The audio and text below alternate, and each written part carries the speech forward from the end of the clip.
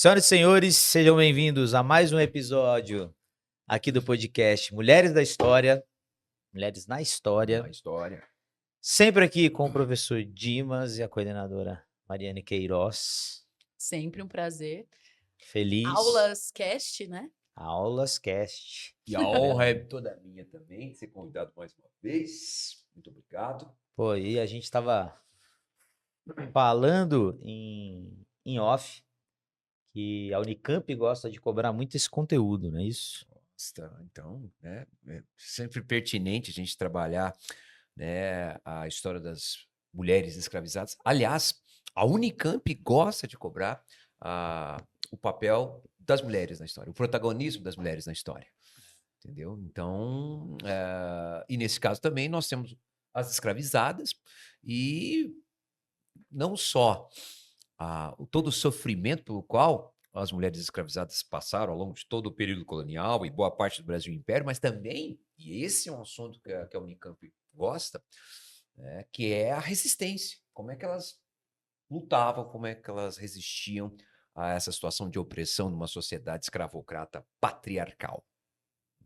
Perfeito. Então, se você vai prestar Unicamp, fique ligado. Fique atento. Não só neste episódio, como nos demais também. Todos os outros. E esse mescla entra a questão racial, né? Então, mais perfil da Unicamp ainda. Que é a mulher escravizada e a mulher negra, né? E também a questão da resistência, da luta. Né? Não só a questão da opressão, mas também a questão de como é que a mulher negra escravizada e como é que a mulher, ao longo da história, lutou pelos seus direitos, lutou pela liberdade, no caso das escravizadas, né? E a Unicamp tá aí, né? Esse fim de semana temos a prova da Unicamp. Com certeza. Então a galera tem que maratonar aí Mulheres na História. Pega aí, a gente já, como é que é? A gente já trabalhou, né? As mulheres na Idade Média, né? E a Unicamp gosta de cobrar também a Idade Média. Falamos também sobre as mulheres, a história do direito ao voto, né? Então, são temas aí que a Unicamp pode cobrar, sim.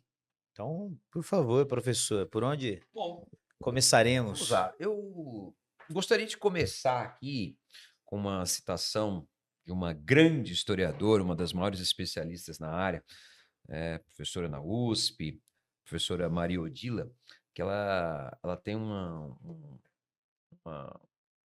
frase, um pensamento sobre as mulheres escravizadas que eu acho que seria interessante para a gente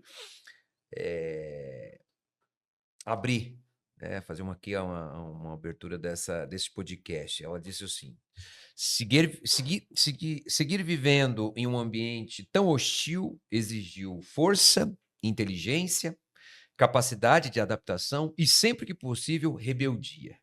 É como se a todo momento fosse preciso inventar formas de não morrer, não adoecer e não enlouquecer enquanto serviam aos seus senhores. Tá?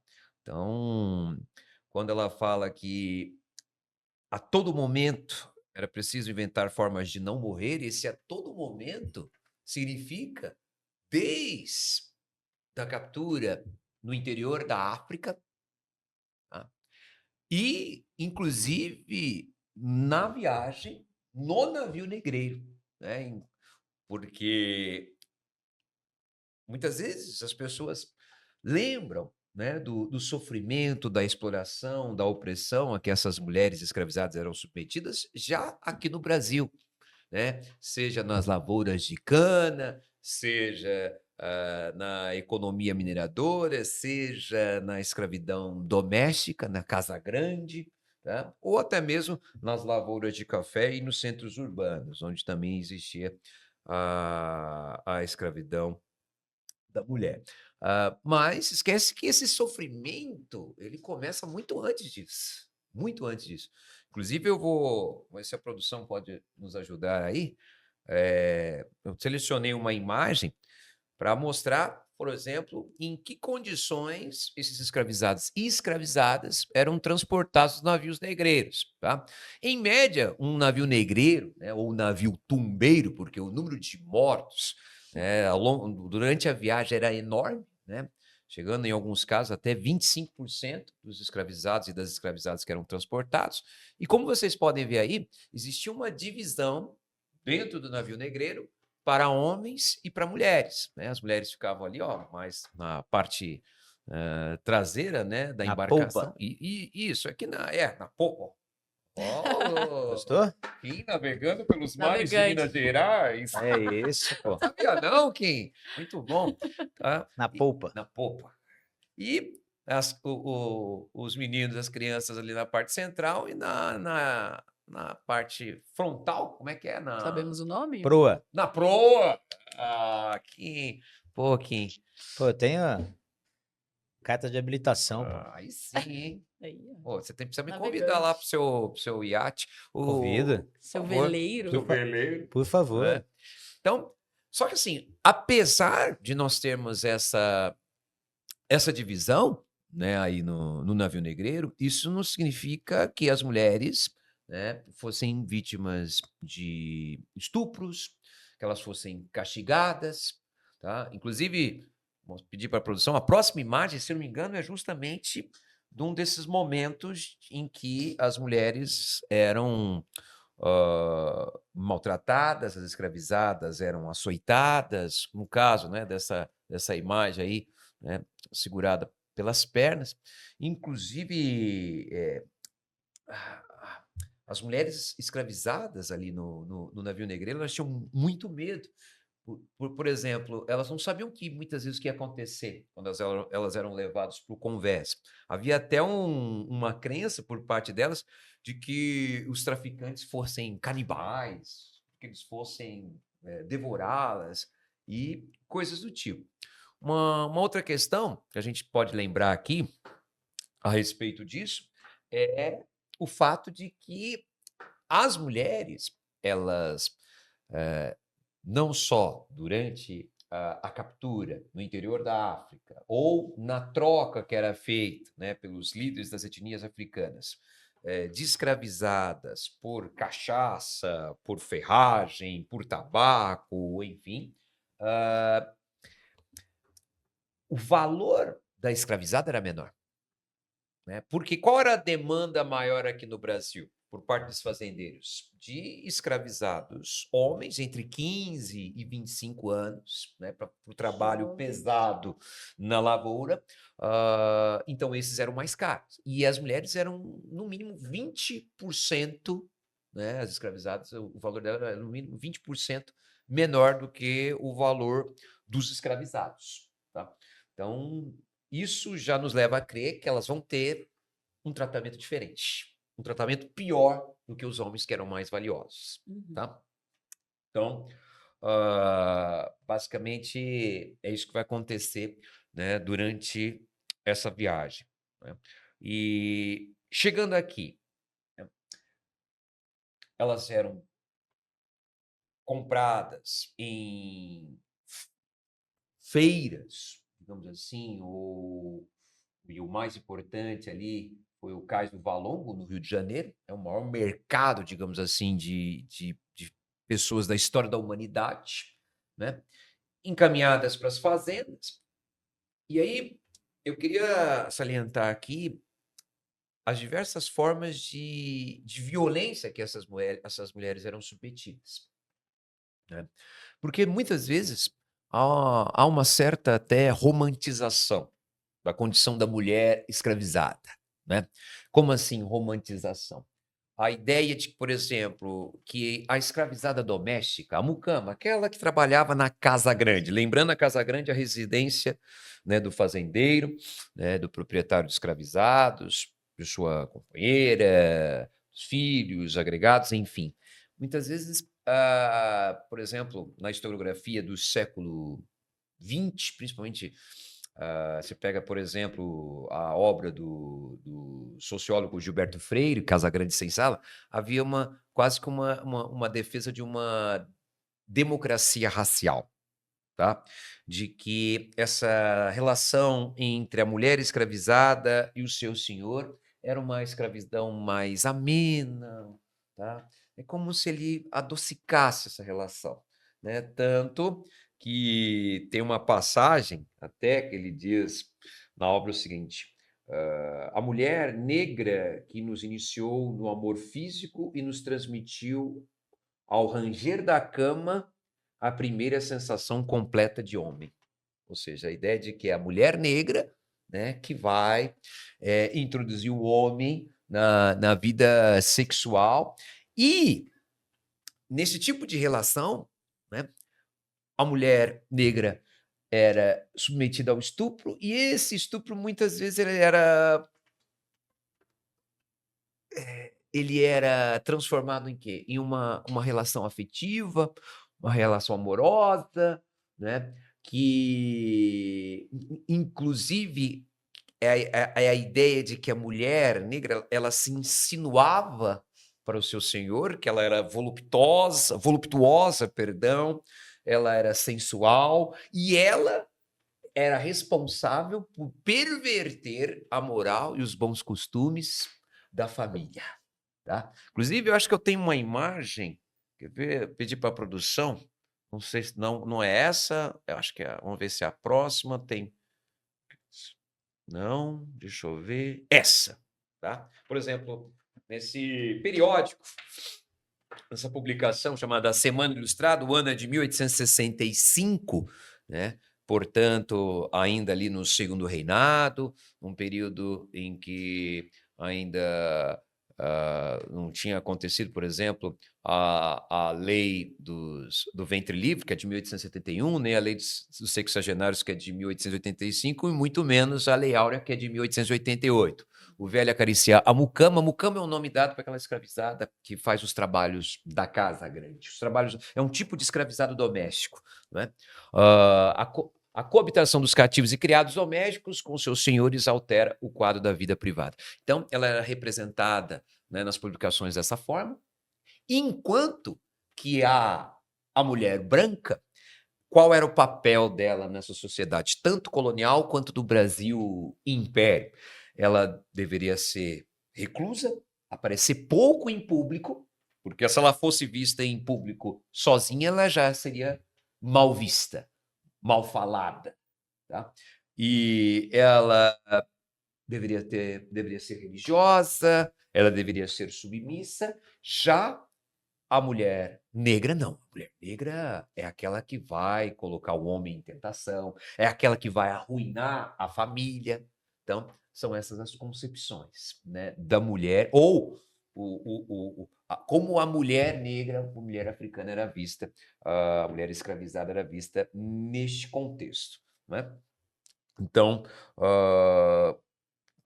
sob esse véu, né, de uma escravidão íntima, né, de uma escravidão, de uma relação adocicada entre fazendeiros e escravizadas, né, isso, de certa forma, acabava contribuindo para silenciar, né, estupros, essa violência que acontecia no âmbito da vida privada. E você estava falando aí, estava lembrando, existem várias e várias produções, seja novela, filme, minissérie, etc e tal, que traz justamente isso, Essa assim, visão, justamente. de romantização. De um jeito até meio jocoso, às vezes, né? Sim, sim. Você pega a escravizaura, né? Sim, a moça. Sim, a moça. Sim, a moça, me lembrei agora, né? E essa produção literária e depois também cinematográfica, enfim, contribuiu para essa ideia. Mas o que a historiografia nos últimos anos e os vestibulares, inclusive a Unicamp, tem chamado a atenção é justamente para o outro lado. Não, que na verdade isso é uma violência, Claro. né? Que muitas vezes essa é uma tentativa de se apagar, Relativizar, né? de se relativizar e ao mesmo tempo acobertar, apagar uma história que é uma história violenta, que é uma história... Contar uma mentira, né? É uma mentira, é uma mentira, é uma mentira, né? É porque, voltamos, né, para aquela história de quem produz esse tipo de informação, quem produz essa historiografia, ou quem produzia? Era um homem branco, tá? Então, sempre no sentido de colocar a mulher negra como a culpada. Não, isso já acontece com a mulher branca.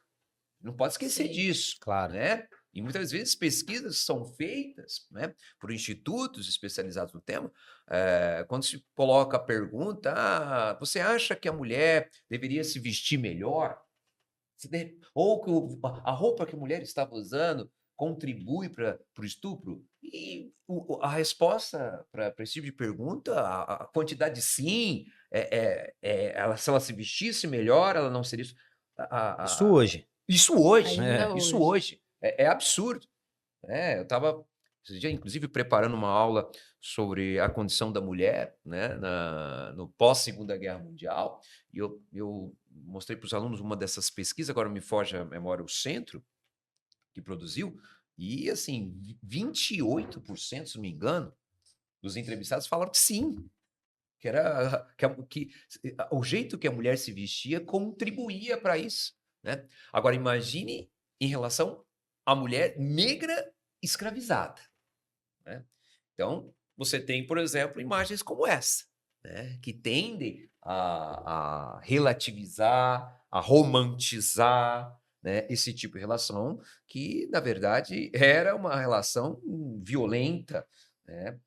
E isso a gente pode ver, por exemplo, pelas publicações da época, né? Então, diante disso, acho que a gente tem que, primeiro, elencar aqui quais são essas violências. Nós falamos do estupro, tá? Mas existiam outras. Então, mulheres, bom, como eu falei, já no navio negreiro já eram submetidas à Não, violência, já retirada da família, da sua que já é uma, terra. já é uma Já é uma violência, violência Pô, extrema, como vai. assim? Já. tirada do seu convívio familiar, Sim. Nem né? sabe, provavelmente nem sabia para onde estava indo. Não, A não. língua, com certeza, não entendia absolutamente nada. Nada. A violência começa aí, bem lembrado.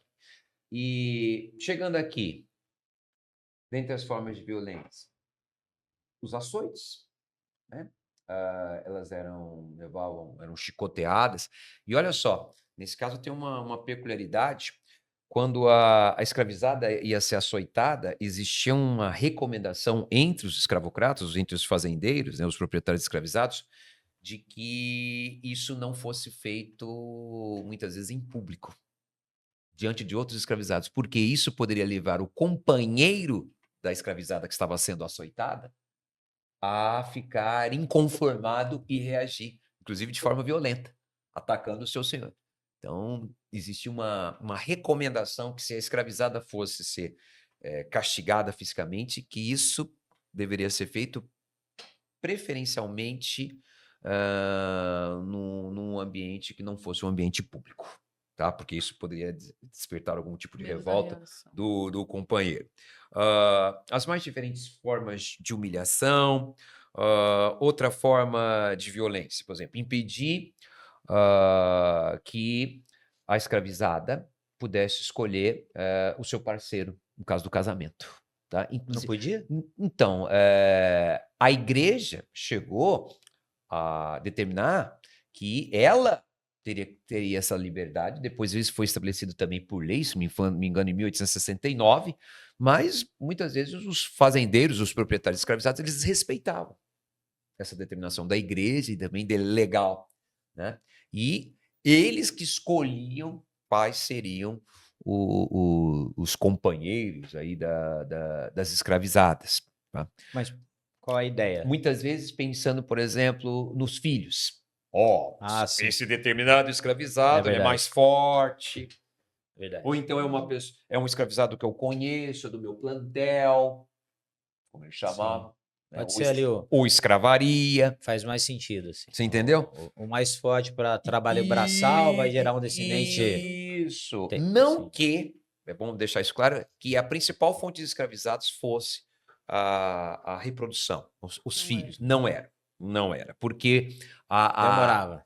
porque demorava. Porque a demanda por mão de obra ela era muito grande e esse período, esse tempo, não atendia a essa demanda crescente. Então, o tráfico, né, continuou Doideira. até 1850 como sendo a principal fonte, enfim.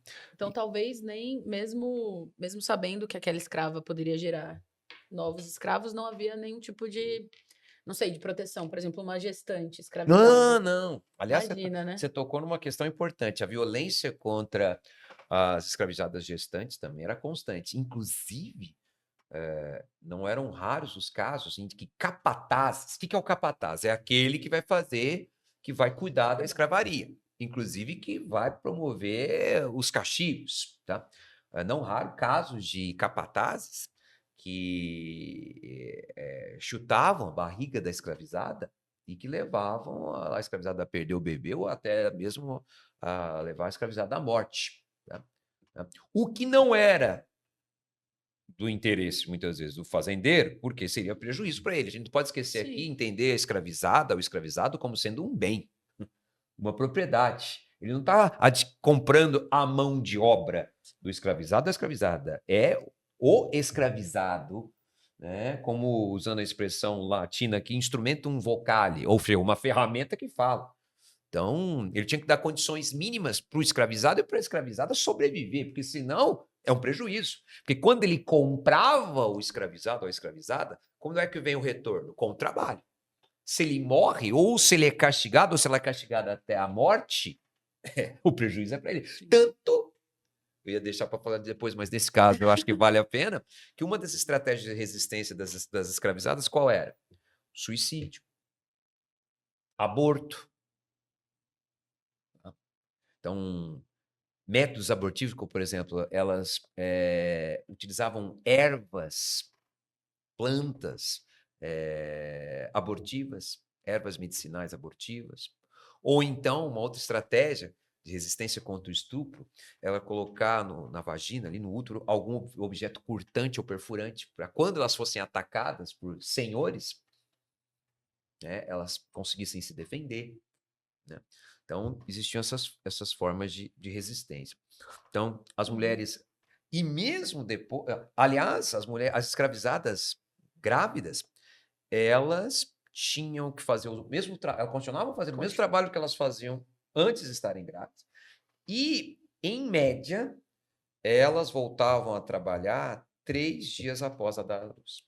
3 dias. 3 dias. 3 dias.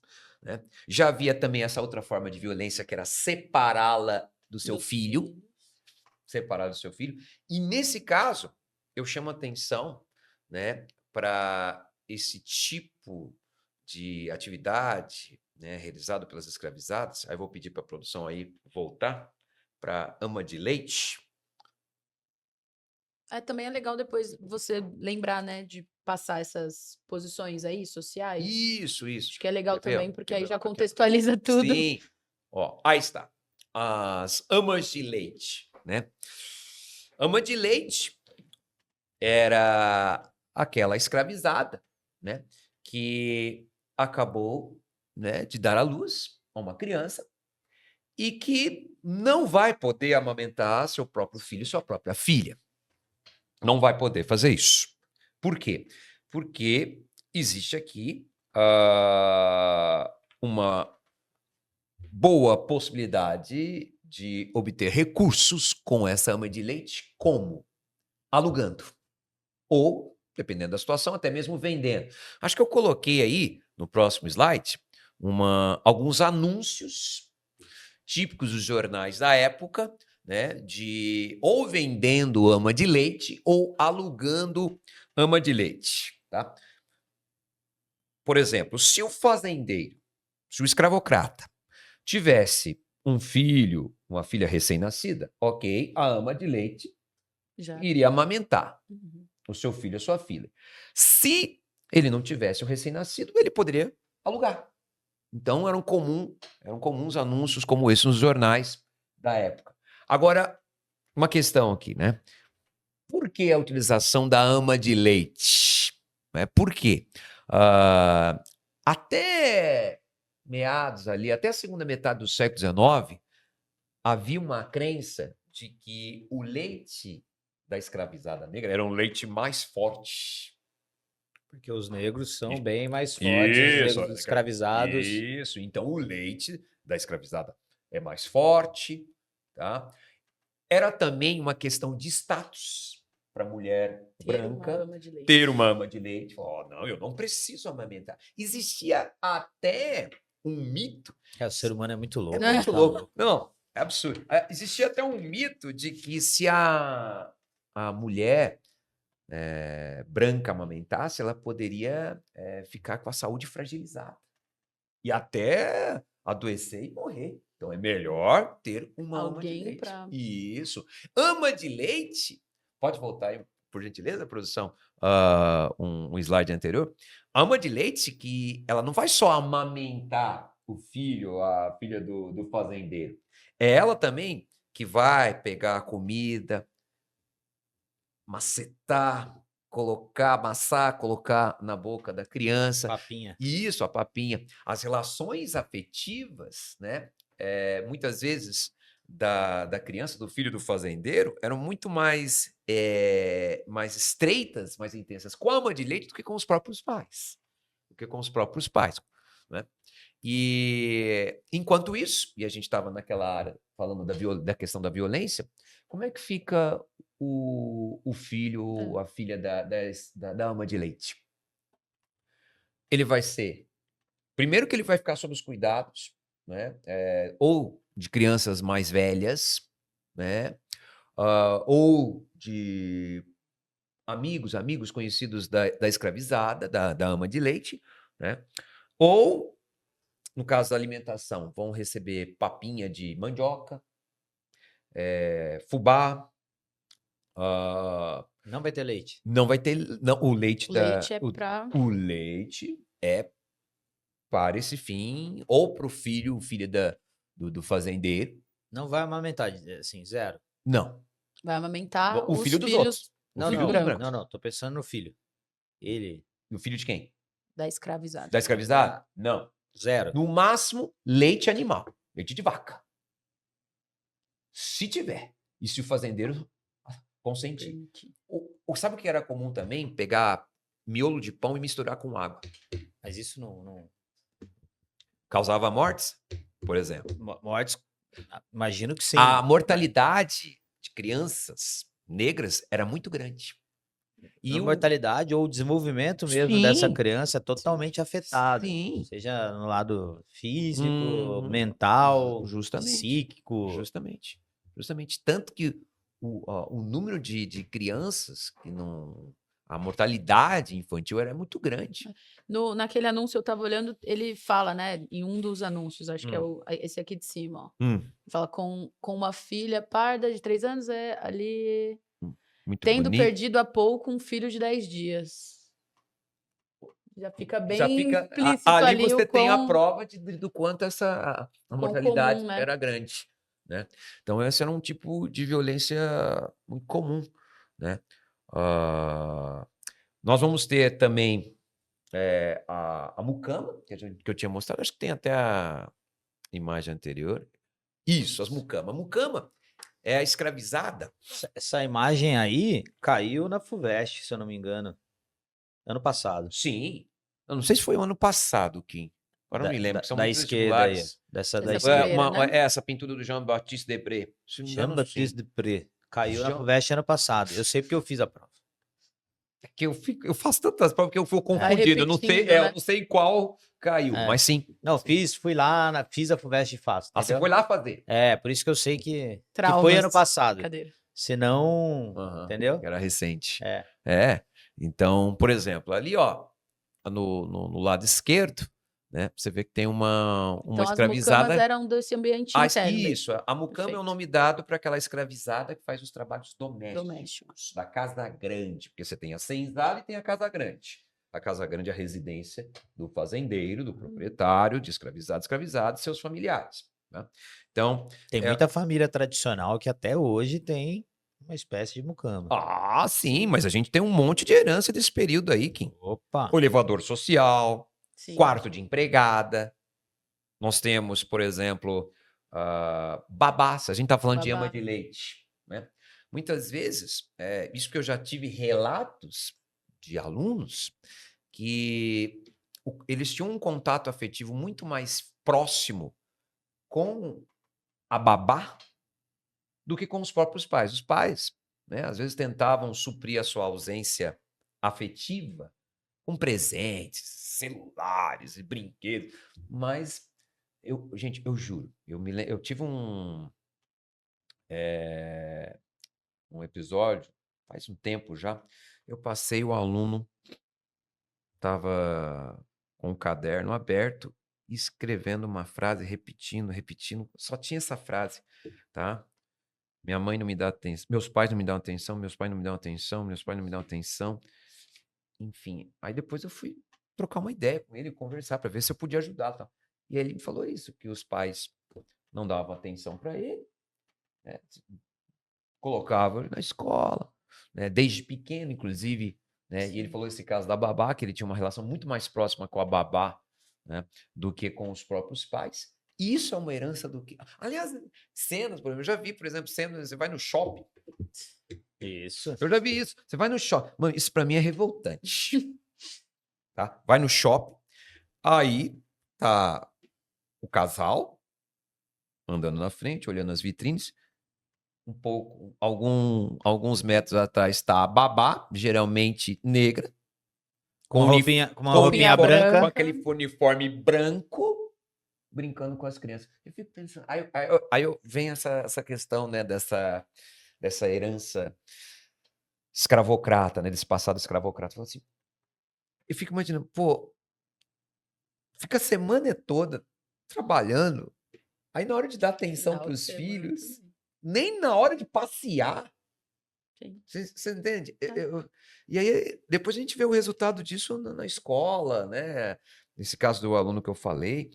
É a discussão do Que Horas Ela Volta, né? É isso, da Regina Casé, justamente. O que é isso? O filme, É um Que Horas filme, Ela Volta. é um filme da Regina Casé, né, que conta a história justamente de uma empregada que ela basicamente ali o recorte é social também, é uma nordestina, veio para acho que para o Rio de Janeiro, na verdade. E aí ela é a responsável pela casa e pelo filho dessa família. É exatamente esse panorama que a gente estava conversando aqui. A família, a mãe, assim, pouquíssimo contato com o menino.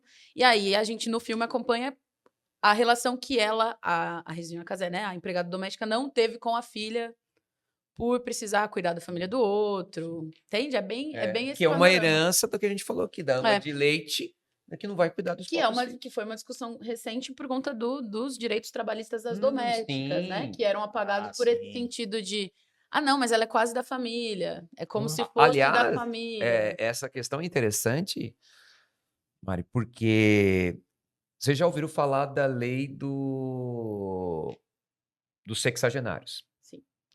Não. Vamos lá. Aqui. Nunca, eu vou falar, pelo que eu vou descrever, você vai falar que ouviu, sim. Tá. Entendeu? A lei dos sexagenários, também chamada Lei Saraiva-Cotegipe de 1885, estabelecia Esse que nome já... a partir daquela data, né, 1885, né, escravizados, né, que tivessem 60 anos ou mais de 60 anos estariam livres. Tá? A partir daquela data, a partir de 1885. E também os escravizados que completassem 60 anos a partir dessa data também estariam livres. E aí o que aconteceu? Teve fazendeiro que reclamou. Por que teve fazendeiro que reclamou? Teve fazendeiro que reclamou e falou, não, eu não posso aceitar. A Sebastiana trabalha com a nossa família há muito tempo e ninguém faz um bolo de fubá, ninguém faz um quindim que nem a Sebastiana. E por causa dessa lei, a gente vai perder a Sebastiana, que está com a nossa família há tanto tempo, que é como se fosse, usando a expressão, como se fosse da nossa família. Resultado, esses fazendeiros reclamaram, e aí o que aconteceu? A idade mínima passou de 60 para 65. Por quê? Porque a expectativa de vida das escravizadas, inclusive das mucamas, era maior. E eles não queriam perder esse tipo de escravizado. Esse restinho de vida ainda seria escravizado. Isso, sugar, explorar. Entendeu? Então, aí nós temos alguns exemplos. das mucamas, elas eram responsáveis também por pegar, por exemplo, as roupas, né, ali as lavadeiras, como vocês estão vendo ali do lado direito, né, da tela, e levar as roupas para lavar, não é? Ali, inclusive, a imagem do meio é delas justamente carregando essas trouxas de roupas sujas para serem levadas até um rio próximo para serem lavadas, né? E nós vamos ter também, qual que é a imagem anterior? Vamos ver, não estou lembrado qual que foi. Isso mesmo. Então nós temos os escravizados ou escravizadas, né? Domésticos. Falamos das mucamas e das amas de leite. Mas nós temos também as escravizadas de ganho. Aliás, esse é um tema que tem sido cobrado com mais frequência nos vestibulares, porque é pouco conhecido. O que é o escravizado, ou nesse caso, a escravizada de ganho? Escravizada de ganho é aquela escravizada que tinha a permissão do seu senhor, do seu proprietário, para realizar alguma atividade na cidade, no meio urbano. Aliás, isso foi muito comum na sua terra aqui. Em Minas? Em Minas, onde nós, principalmente na época da economia mineradora, no século XVIII.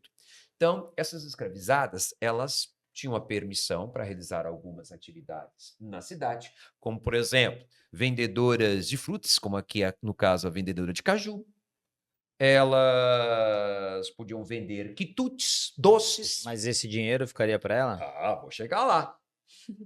Venderiam quitutes. Tinha as prostitutas de ganho, escravizadas, que poderiam, né, vender o seu corpo. Né? E aí a questão do dinheiro, né? Do que elas ganhavam com isso, que a gente chama de pecúlio. A maior parte, tinham que entregar para o seu proprietário. E isso geralmente era uma vez por semana. Tinham que entregar a maior parte. E uma pequena parte ficava com elas. Inclusive, ficava com elas para o seu próprio sustento, para elas se sustentarem. Resultado. O local, por exemplo, no Brasil, onde nós tivemos o maior número de escravizadas alforriadas que compraram, porque isso depois vai ser institucionalizado, vai ser legalizado, a escravizada poder comprar a sua alforria, foi em Minas Gerais, por causa Das escravizadas de ganho. Isso, por causa da riqueza gerada pela economia mineradora. Então você tem Congonhas do Campo, São João del Rei, Ouro Preto, que era Vila Rica, Tiradentes. Sabará, Tiradentes, Mariana. Então, nesses centros urbanos, essas escravizadas conseguiam obter algum tipo de pecúlio, né, com esse tipo de trabalho e conquistavam a sua alforria. Então, é um tipo de trabalho exercido pelas escravizadas que muitas vezes as pessoas desconhecem, enfim, mas que era muito comum. Só que assim, muitas vezes, e aí é fruto de uma sociedade marcada pelo racismo, né? E pelo patriarcalismo também. Muitas vezes elas conseguiam comprar a sua alforria, tá? E depois eram recapturadas nas ruas por policiais e falavam, pô, você está mentindo, você é uma escravizada fugitiva. Então, muitas vezes elas tinham que lutar depois também contra esse tipo de injustiça. Né, de serem recapturados, eu falo, não, eu sou uma alforriada, eu sou uma liberta, eu comprei. Isso é documentado? Sim, isso é tudo documentado. Não, eu falo assim, a alforria. Sim, era documentado, mas muitas vezes, mesmo com o documento, Sim. eles falam assim, não, isso é falso. Esse documento foi forjado. Você entendeu? Então, esse tipo de situação era muito comum, né? Esse tipo de violência. Mas, eu gostaria também de atentar para... Deixa eu ver se... Acho que tem mais alguns slides. Acho que eu comentei todos, né? Não, já comentei todos. Beleza. Acho que a gente tem também aqui... Falamos das diversas formas de violência, só que, como eu falei, nos últimos anos a historiografia tem se debruçado, né, no tema da resistência. Quais eram as formas de resistência das escravizadas? A gente chegou a citar algumas aqui, né, em relação a tudo isso. Por exemplo, a conquista da alforria já é uma forma de resistência. E o número de alforrias entre escravizados era muito maior entre escravizadas do que entre escravizados. Tá? Por causa de situações como essa. Além disso, mulheres que vão fugir com os seus escravizados, que vão fugir com seus filhos, antes de serem vendidas separadamente. Como assim? Existia uma prática que era ilegal, porque desde 1869 essa prática era proibida. Era proibido, tinha lei, vender uma mãe escravizada, separar a mãe escravizada, vender a mãe escravizada dos seus filhos menores de 15 anos. Se fosse vender, tinha que vender a mãe com os filhos. Tá? E isso foi uma conquista dos escravizados das escravizadas, por meio de revoltas, de lutas, tá? Do próprio movimento abolicionista, enfim. E aí o que vai acontecer? Muitos fazendeiros, eles desrespeitavam essa lei e vendiam separado. Então, as escravizadas, quando tomavam conhecimento de que estavam sendo negociadas, que poderiam ser vendidas separadas dos filhos, elas pegavam os filhos e fugiam. E fugiam para onde, por exemplo? Quilombos. Tivemos exemplos de mulheres que foram líderes de quilombos. Tá? Um quilombo, teve, por exemplo, um quilombo em Mato Grosso. Tá aqui, eu anotei. Quariterê, lá no Mato Grosso. Né? A Teresa de Benguela, ela foi a líder do quilombo. A líder, inclusive chamada também de rainha de Benguela. Né? Então, nós temos mulheres que comandaram quilombos, mulheres negras que comandaram revoltas de escravizados. Por exemplo, uma das que participou de algumas revoltas de escravizados e participou como liderança foi a Luísa Marim. Luísa Marim, e uma liberta, ela já era alforriada na época, muçulmana, e que foi uma das líderes, uma das principais lideranças da maior revolta de escravizados que teve no Brasil, foi a revolta dos Malês, lá na Bahia, em 1835.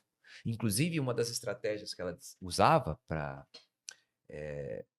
difundir as ideias, estabelecer ali os planos, transmitir informações para os rebeldes, ela tinha ela vendia quitutes, doces, um tabuleiro, e junto com esses quitutes vinham, muitas vezes, bilhetes. Aí falou, professor, mas peraí, bilhetes? Eles sabiam ler e escrever? Escravizados, escravizadas e libertas muçulmanas da Bahia sabiam ler e escrever em árabe. Caramba. Por causa do islamismo, por causa do Alcorão. Então, muitas das práticas da organização da revolta, né, das estratégias, eram transmitidas por meio desses bilhetes inscritos em árabe. Né? Então, tivemos a Luísa Marim. Nós vamos ter, por exemplo, casos de escravizadas que vão assassinar os seus senhores, vão matar. O assassinato é uma forma de resistência, o assassinato dos seus proprietários. Né? Outra forma de resistência é religião e magia. Como assim religião e magia? Diante de todo o preconceito, e aliás tem até hoje, né, com as religiões de matriz africana, não é? Tem até hoje, né, inclusive com terreiros sendo volta e meia aí atacados, né, vandalizados, enfim. Havia os fazendeiros, os senhores ficavam com medo de escravizadas, e geralmente eram as mais velhas, que eram feiticeiras, né, e curandeiras. Por exemplo, um dos medos que eles tinham é de que as curandeiras fossem envenenados na hora de fazer ali a comida na casa grande e tal, colocar alguma coisa ali. E muitas vezes acontecia assim, que é uma forma de resistência, né? E muitas vezes eles chegavam até determinar o castigo dessas curandeiras ou até a morte por causa disso, temendo que elas estivessem conspirando contra eles, organizando aí o seu assassinato. Né? Eles temiam também que elas fossem fazer algum tipo de magia contra eles. Né? Outra estratégia, porque assim, nós temos diversas formas de resistência, desde as mais violentas até aquelas que poderiam causar algum tipo de prejuízo para o fazendeiro. Por exemplo, sabotagem. O que era sabotagem? Escravizadas, que lá no engenho colocavam alguma coisa na moenda. Uma pedra, para estragar a moenda e dar um prejuízo para o fazendeiro, né? Tinha os casos mais extremos, suicídio, né, que a gente já comentou aqui. Suicídio. Deixa eu ver se eu me lembro de mais alguma estratégia de resistência. Coloquei aqui. Tinha uma também, era que elas desaceleravam o ritmo de trabalho. Vamos trabalhar, mas vamos trabalhar no nosso ritmo. Tá? Um ritmo bem mais devagar. Também era uma forma de resistência, né? Ficar cantarolando durante o trabalho. E muitas vezes elas faziam canções religiosas evocando as divindades africanas para protegê-las, né? Só que aí os fazendeiros ficavam receosos, falavam, mas será que ela está fazendo? Será que é alguma magia? Alguma feitiçaria? Então, tinha esse tipo de situação também. Então, acho importante a gente falar também dessas estratégias de resistência, porque elas não tá, né? Não é essa visão da escravizada submissa, ou então da escravizada que vai colocar a família do fazendeiro em perigo porque ela é sensual, enfim. Não, é escravizadas. Sem falar que também, muitas vezes, isso tem uma obra que fala sobre isso, a história da vida privada. Escravizadas, que tinham uma relação afetiva com o fazendeiro. E aí tinha um filho. O filho do fazendeiro branco com a escravizada, ele geralmente tinha uma condição melhor do que os outros escravizados. E dava a ela, muitas vezes, consequentemente, uma condição melhor. Era reconhecido pelos fazendeiros? Ao longo da vida, geralmente não, porque isso não era bem visto pela sociedade. Mas chega um momento que ele está ali muito doente, acamado, aí vem o quê? O temor de ir para onde? Para o inferno. Aí ele chama o padre. Padre, tá vendo o Bento lá? É meu filho, com a Chica. Tá? E ele assumia, ele confessava. E o que significa isso? Automaticamente, o filho dele, herdeiro, com a escravidão, vira herdeiro. Inclusive, uma situação muito pitoresca, mas que vai acontecer, herdeiro de escravizados, inclusive. Porque lembrando que o escravizado também é um bem, é uma propriedade. Tá? Então, é aquilo que o Foucault chama de microfísica do poder, pequenas formas de resistência, inclusive no âmbito da vida privada, que vão dar à escravizada, muitas vezes, uma condição, um tratamento, pelo menos um pouco melhor do que outras escravizadas seriam, e também para aquele filho. Sim. Entendeu? Também para aquele filho. Então, eram situações que ocorriam, né, de resistência. Pô, assunto pesado, né? Pesado. Mas importantíssimo. Eu sempre saio... Sai mal, né? Não, melhor. Melhor como ser humano, mas é pesado, mais reflexivo. Mas não deixa de ser pesado. E a gente, assim, é super importante compartilhar esse conhecimento, porque, poxa, a sociedade atual tem várias e várias atuações que remetem a tudo isso que você vem falando aí. Sim, não tem como entender o racismo e o patriarcalismo, né, já que a gente está falando de mulheres negras no Brasil, sem olhar sem ter um olhar crítico por esse passado escravocrata. Sim. Como a história se repete, né?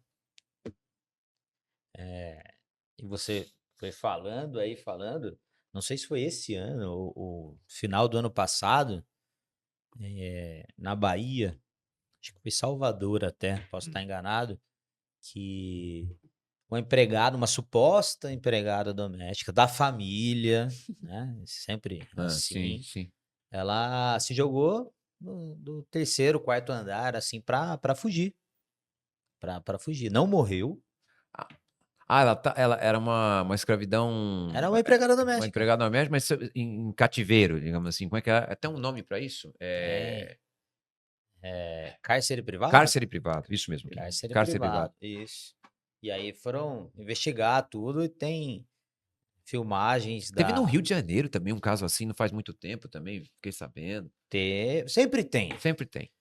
No Sul também, alguém que era envolvido da política e da vida, que aí depois de um tempo, eu acho que até essa mulher já com uma certa idade e tudo, acho que ela nem sabia escrever e acabou que ela meio que voltou para casa depois de alguns meses aí, porque era praticamente da família. Você foi falando, fui lembrando desses casos assim. Isso aí tem, ixi, tem aqui, ó, no vizinho, na vizinha, Sim, na infelizmente. esquina, no bairro. Isso tem em todo lugar até hoje. Por isso que é importante a gente saber o processo histórico, né? Que não é uma coisa que surgiu do nada, Exato. né? Que a gente chama na historiografia de permanência, de continuidade, né? Inclusive, muitas vezes, de uma forma mais velada, né? Disfarçada, por meio de piadinhas, né? Ou até mesmo, né, nessa segregação que acontece, o extraoficial, em elevador De de serviço. serviço, elevador social, né? Sim. Então, mas acho que é importante a gente ter uma ideia desse passado escravocrata e o que isso resultou. Sim. Todas as heranças, né? Uhum, Só assim a gente consegue melhorar um pouquinho como sociedade, né? sim, Imagino eu. só assim. Eu tenho uma teoria Hum. do mundo, que é a teoria do mundo espiral. É minha. Vamos lá. Discorra. Que é assim, ó, pensa um mundo parafuso. Aham. Você tá nesse momento aqui, tá vivenciando isso de escravidão, essas coisas estão acontecendo. E aí, beleza, a coisa anda, tudo, a gente tá em outro momento do tempo, mas as coisas estão acontecendo praticamente Uhum. iguais, Sim, assim, em outro homólogas. momento, mas Teoria do mundo parafuso. olha, Mundo parafuso. Será que algum Gostei. filósofo já soltou Algo isso? parecido, né? filósofo Esse povo aí é meio doido. Certeza que alguém já pensou igual. não, mas Eu não sou doido, eles são. muito bom. Mas é isso. Tem mais algo, professor? Teria, destilar seu mas conhecimento. tá bom, sempre tem, mas se você Professor deixar, de história sempre tem, sempre né? vai contar histórias aqui até. Mas eu acho que com essas informações aqui a gente já consegue trabalhar aqui um dos principais aspectos e também, né, para dar subsídios. É sempre importante, né? Conteúdo, informação, não só para as questões de história, mas também a gente tem que ficar atento em relação às redações, né? Então, é repertório para redação. Assim você acabou de levantar a bola para Mari. Não, é isso. É isso. É que, na verdade, isso tem perpassado todos os episódios, né? Que é entender a raiz de tudo que muitas vezes a gente normaliza e relativiza, como a gente falou, né? Se a gente pensa o Enem do ano passado, que falou do trabalho de cuidado, tem sempre essa que é interseccionalidade, né? De entender que, poxa, a mulher, ela sofre, mas a gente vai dividindo. A mulher negra, pobre. Então, são recortes que, sempre com uma análise social, né? De entender que esses pensamentos, toda essa condição social que a gente vê agora não surge do nada. E aí isso vai para diversos temas. A gente pode falar de intolerância religiosa, a gente pode falar da questão de trabalho doméstico, de escravidão contemporânea aqui, né? Infelizmente ainda existe. Então, muita coisa, né? Tem Sim. saber esses pontos permite ali uma capacidade do aluno conseguir, diante de muitas temáticas, trazer esse recorte de raça, esse recorte de gênero, esse recorte social, que é sempre uma possibilidade argumentativa mesmo, de entender que nada surgiu do nada, que tudo tem uma raiz ali, que muito disso vem desse período, né? Com certeza. Para muita coisa. Porque é índice de violência. Se a gente olha índice de violência contra a mulher, com as mulheres negras, é muito maior ainda hoje. E sexualização do corpo negro, né? De que, como visto muitas vezes como uma coisa pública ali, que é para ser vista, é para ser admirada, enfim. Muitos, muitos aspectos a serem trabalhados, assim. E a gente falou muito, você citou muito de Unicamp e tudo, mas aquele quadro caiu na FUVEST. Se eu não me engano, na Unesp caiu Unicamp, também. A Mari sim. estava falando aí de violência doméstica. É. Teve também este assunto na Unesp, em algum A Questão redação da objetiva. Unicamp do ano passado, não, agora eu também não tenho certeza se foi do ano passado ou do anterior, 23 ou 24. Uma das situações era exatamente essa da situação de empregada doméstica, que é quase que ainda uma vista como um objeto ali, como uma escravizada. Eles colocavam uma situação que era, eu não lembro exatamente, mas a situação era: você foi estudar na casa do seu amigo, que a Unicamp ela trabalha com uma situação de comunicação, e aí o aluno tem que produzir um texto dentro daquela situação de produção. E a situação de comunicação era essa: você é um estudante, você foi na casa do seu colega porque vocês iam fazer um trabalho juntos e você observou que ele tinha uma empregada doméstica e fala as condições que ela via ali. E aí, o que você ia fazer, né? Você tinha que fazer uma carta denunciando aquela família para o Ministério do Trabalho, porque as situações que você viu ali. Poxa, que Então, legal. isso totalmente contextualizado, né? Mas, poxa, o aluno que já conhece, por exemplo, esse passado escravocrata, ele consegue usar isso como um repertório, como uma justificativa, como um embasamento maior, né? Já consegue um leque maior. Mas isso foi. Eu não tenho certeza se foi a Unicamp do ano passado, eu acho que sim. Mas se não foi 2024, foi 2023. Trouxe isso na redação, né? Se a gente pensa no Enem, teve a questão do trabalho de cuidado, já caiu intolerância religiosa também, violência contra a mulher, e aí tinha lá um recorte de raça. Então, é uma coisa que vai perpassar muitos, muitos aspectos da prova mesmo, né? Sim, Não só a sim. prova objetiva, a redação, Sim. Não, repertório. mulher e enfim. escravidão no Enem vai ter alguma questão. É. Uma ou mais. Provavelmente mais de uma. Perfeito. Mais de uma. E pensando a redação do Enem é sempre é sempre uma análise de um aspecto social que tem alguma parte da população, ou algumas, que tem algum direito cerceado. Então, para muitos e muitos temas, mesmo que não esteja ali na frase temática, a gente consegue fazer um recorte de raça, um recorte de gênero. Então, é um jeito de, poxa, o tema não fala exatamente do recorte de gênero, mas é possível. Eu vou falar de trabalho, eu vou falar de escolaridade, eu consigo sempre trazer esse recorte. Então, tem muita coisa que dá para. Consegue encaixar seu argumento ali em cima Exato. do. Dizer, olha, o problema atinge muita gente, dentre essa parcela de muita gente que é atingida, alguém é atingido mais gravemente. E aí você vai e faz esse recorte, né? De gênero, de raça, dos dois ao mesmo tempo. Muita coisa. Sendo assim, todos aqueles que viram este e os outros Nossa, com episódios certeza. estão plenamente amparados com relação, seja a temas de redação, De questões história. de história, barra sociologia, filosofia, Sim. enfim. Estão bem amparados, é isso? Com certeza. Mais algo? Bom, eu só tenho a agradecer mais uma vez pelo convite, né? De prazer estar aqui com vocês. E sempre que quiserem, pode me chamar. Opa, chamaremos. Não Estamos aí. faz isso não, que a gente Estamos convida aí. mesmo, meu, sem dó. Sem dó. Pode chamar. É uma honra, um prazer. Não, é isso. É sempre muito aprendizado, é o que você falou. Pô, sem sombra de dúvida.